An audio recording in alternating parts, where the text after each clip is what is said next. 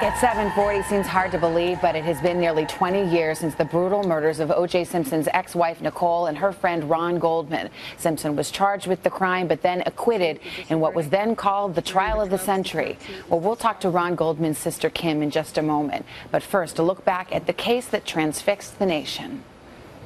We, the jury, in the above entitled action, find the defendant, Orenthal James Simpson, not guilty of the crime of murder, a felony, upon Ronald Lyle Goldman, a human being. It was a defining moment, preceded by an infamous car chase and that glove that didn't fit. If it doesn't fit, you must acquit.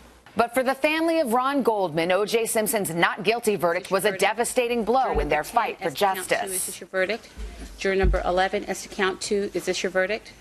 Juror number 12 is to count 2. Is this your verdict? Simpson was later found liable for wrongful death in a civil suit. And today, the former football star sits in a Nevada prison cell, serving time for unrelated robbery and kidnapping charges. And unless you've experienced what we've gone through, you can't possibly begin to even understand. For Ron Goldman's sister, Kim, there is little escape from the pain or room for forgiveness.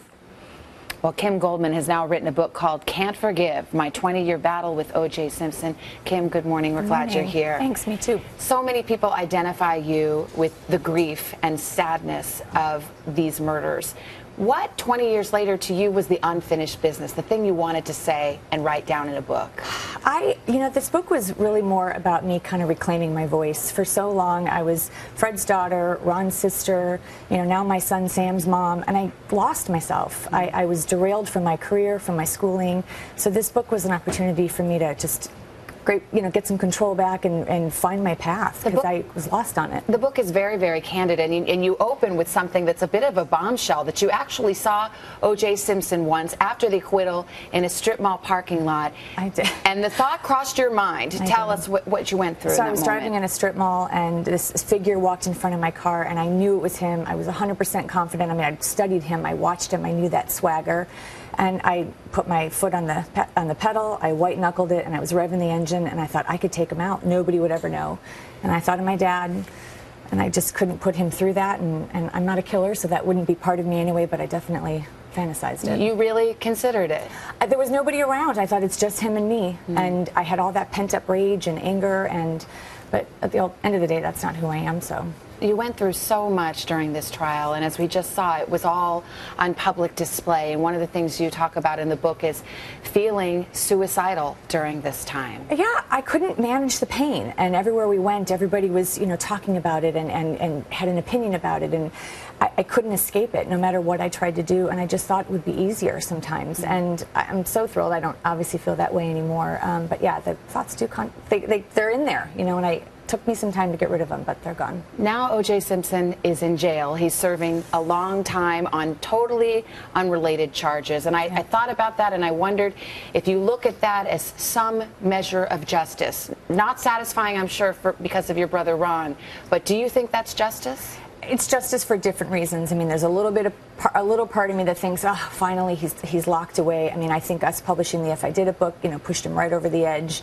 But for me, having him behind bars, maintained some control in my life. That was sort of where I was able to breathe again, because he wasn't out raising havoc. And I was always a little nervous that he was going to pop up anywhere. So I like that he's locked up. I'm thrilled with that. And when he was locked up, you wrote him a card. What did it say?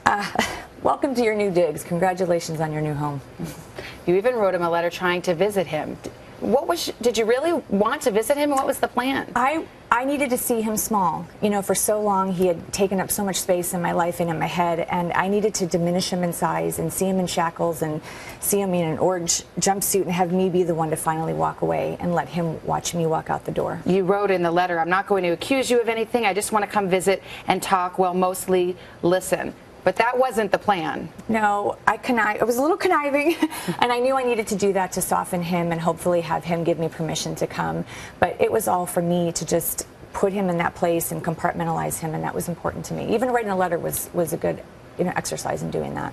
I assume you never got a response.